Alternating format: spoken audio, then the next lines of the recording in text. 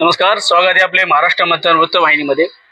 उत्कृष्ट महानगरपालिकेचे निकृष्ट दर्जाचे काम या आपल्या वृत्तमालिकेमध्ये आज आपण पिंपरी चिंचवड महानगरपालिकेच्या शिक्षण विभागाच्या आणखी एका निकृष्ट कामाविषयी माहिती घेण्यासाठी आपण आलो आहोत खराळवाडी, पिंपरी खराळवाडी येथे, की जेथे एक महानगरपालिकेची जी उर्दू मीडियमची शाळा आहे त्या शाळेतल्या विद्यार्थ्यांना शिक्षक नसल्यामुळे, एकही शिक्षक नसल्यामुळे त्या विद्यार्थ्यांना तेथून काढून मराठी माध्यमाच्या शाळेमध्ये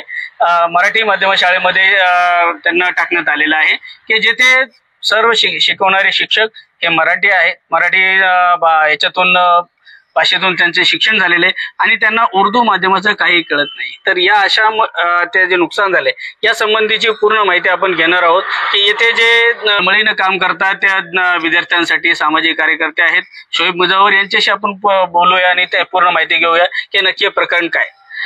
तर शोएबजी, आपण काय सांगाल हे संपूर्ण प्रकरण काय आहे आणि विद्यार्थ्यांचं कशा प्रकारे जे आहे शिक्षण विभागाकडून नुकसान केलं जात आहे? आपण जिथं आता थांबलो आहे आपल्या मागे ही उर्दू शाळा, खराळवाडी प्राथमिक आणि माध्यमिक उर्दू शाळा। माध्यमिकचे वर्ग जवळजवळ 5-6 वर्ष 7 वर्ष झाले या खराळवाडी किंवा पिंपरी चिंचवड शहराच्या अन्य शाळेमध्ये उपस्थित आहात, पण 9वी-10वीच्या मुलांचा एवढा गंभीर प्रश्न इथं उपस्थित झालेला आहे। 16 तारखेला शाळा चालू झाली शासनाच्या नियमाप्रमाणे आणि आज जवळजवळ 24-25 तारीख आली तरी एकही शिक्षक उपलब्ध नसल्याने त्यांना ह्या शाळेतनं हलवून दुसऱ्या शाळेत बसवत आहेत आणि त्यांचे सगळे विषय जसे गणित झालं किंवा कुठला इतिहास झाला, कुठलाही विषय त्यांना प्रत्येक ठिकाणी उर्दू भाषा हीच लागते। आणि तिथे आपण आता जाऊन प्रत्यक्षात बघितल्याप्रमाणे तिकडच्या जे मॅथ्सचे शिक्षक, गणिताचे जे शिक्षक होते त्यांना ते शिकवताच येत नाही पोरांना आणि ते शिकवण्यासाठी तिथे उभे होते आणि पोरांना काही कळत नाही। तर 9वी-10वी सारख्या एवढ्या अत्यंत महत्वाच्या त्यांच्या वर्षावरती नगरपालिकेने कायम फासण्याचं काम केलेलं आहे। म्हणजे शासनाच्या सक्तीचं शिक्षण धोरण जेव्हा चालू असताना महापालिकेच्या शाळेमध्ये अशा प्रकारच्या घटना घडणे हे खूप म्हणजे निंदनीय आहे। आपण या संबंधित त्या शाळेचे मुख्याध्यापक जे आहेत त्यांच्याशी आपण काही संभाषण साधलं याच्या संबंधित? आम्ही मुख्याध्यापक भोये साहेब यांना भेटलो आणि यांना विचारलं तुम्ही मागणी का केली नाही? जर तुमची मागणी केली असती त्यांनी पूर्तता केली असती शिक्षण विभागाने। तर त्यांचं असं म्हणणं आहे की जानेवारी 2025 वर्षीच आम्ही मागणी केलेली होती, पण ते मागणी केल्यानंतरही अजून आमचा पाठपुरावा चालू आहे आणि अजून आम्हाला मिळालं नाही। पण आम्हाला असं दिसून आलं त्यांच्या भाषणातनं की त्यांनी पाठपुरावा नीट प्रकारे केला नाही किंवा शिक्षण विभागाने जाणून बुजून यांना मुख्य प्रवाहातनं उर्दू माध्यमिक शाळांवर लक्ष केलं जातंय की त्यांना बंद करावं किंवा या विशिष्ट समाजाच्या लोकांना मुख्य प्रवाहातनं बाहेर काढून फेकण्याचा प्रयत्न, षडयंत्र असं मी म्हणेल इथे। तर आपण एक प्रकार सांगता की त्या मराठी माध्यमाचे शिक्षक आणि उर्दू माध्यमाचे शिक्षक याच्यामध्ये काय तफावत आढळली आपल्याला?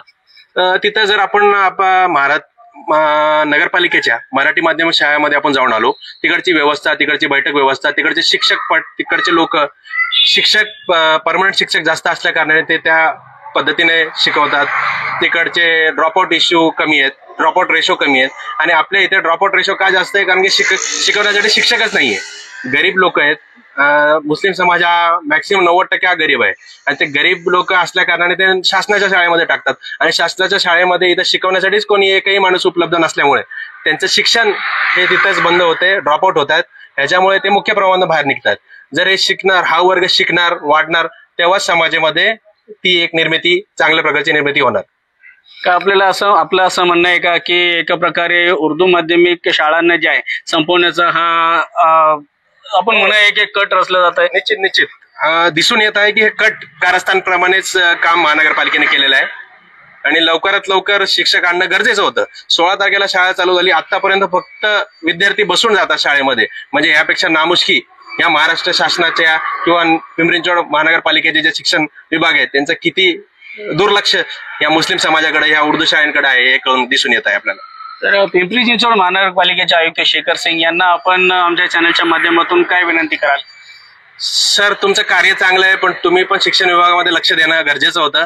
अशा प्रकारची जी घटना जी घडती ती घडली नाही पाहिजे होती। पोरांचं नुकसान नाही व्हायला पाहिजे। 9वी-10वीचं इम्पॉर्टंट वर्ष आहे, त्यांच्या आयुष्याची पहिली शिडी आहे। त्या शिडीमध्ये जर तुम्ही त्या शिडीवरनं त्यांना पाडत असाल तर त्यांना पुढं ह्याच्यानंतर काय मिळणार आहे शिक्षण विभागामधनं?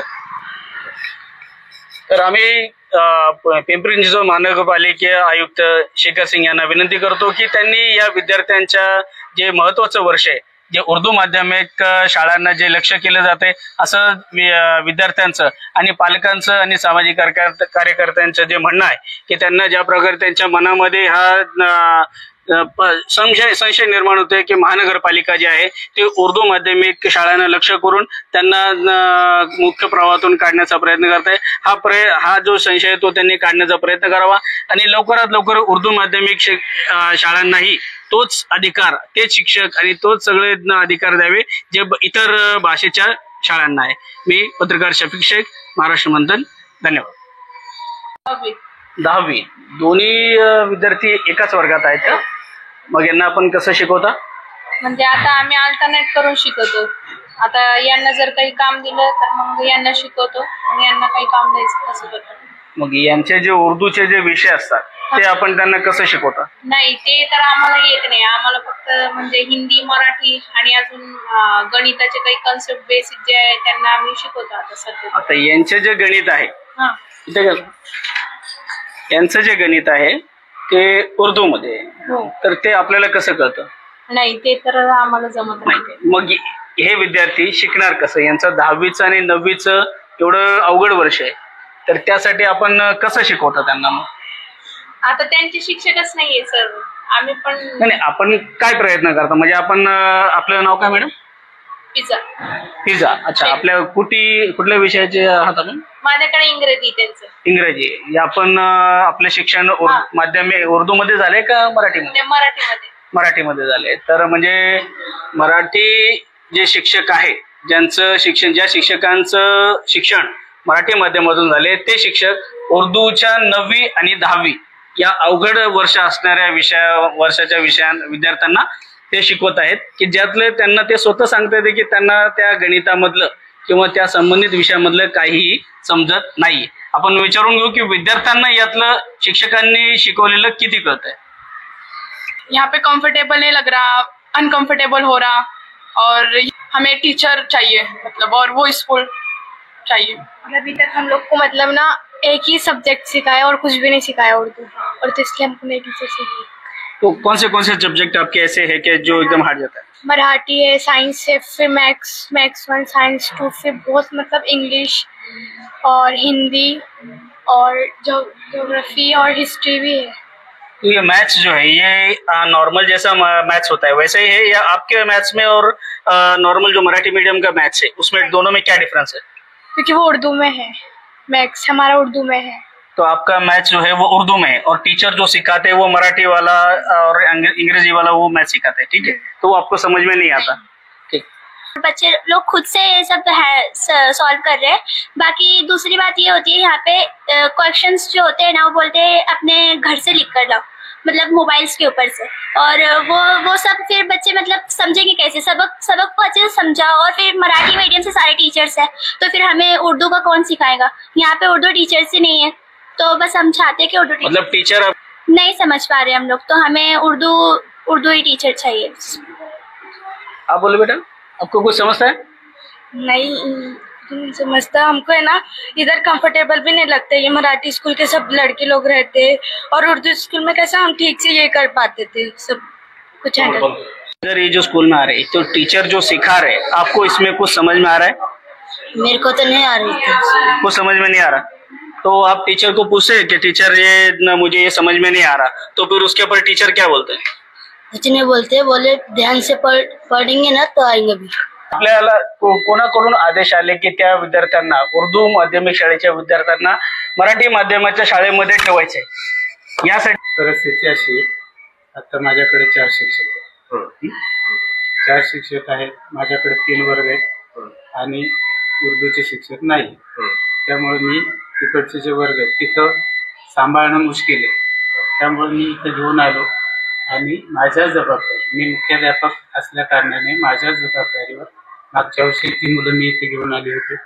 जोपर्यंत शिक्षक नव्हते तोपर्यंत मी सांभाळ. आता शिक्षक आले की परत हे विद्यार्थी तिकडे बसते. किती दिवस लागते शिक्षकांना? ते मी काही सांगू शकत नाही. ते प्रशासनाचा आता सध्या तरी आमचे शिक्षक वर्गात जातात, ऍडमिशन प्रोसेस आणि गणित, इंग्रजी, मराठी हे घेतो.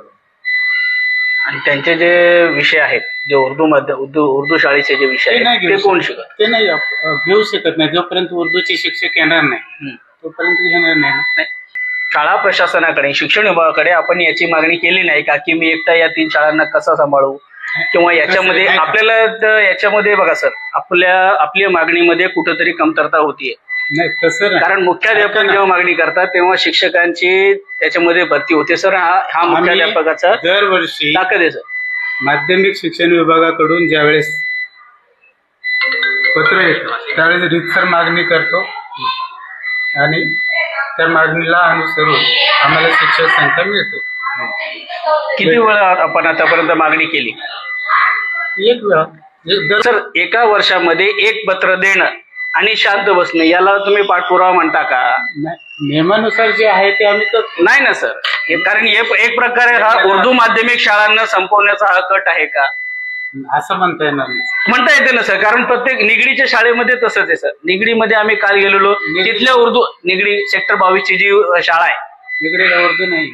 उर्दूला आहे ना, उर्दूला आहे. सेक्टर 22 ला गोट्यावरची शाळा सर. 8वी 9वी 10वीची 8वी 9वी 10वी ती शाळा मधुकर कोवळे शाळेमध्ये ते विद्यार्थी बसतात आणि त्यांना एकही उर्दू टीचर नाही. तुमचे मित्रच आहेत तिकडचे मुख्याध्यापक. मग कोंडवळे सर म्हणून आहे, तर त्यांची मुलाखत काल मी घेतली. तिथंही हेच आहे. म्हणजे एकंदरीत उर्दू माध्यमिक शाळांना संपवण्याचा हा कट आहे का, शासकीय कट म्हणू आपण त्याला?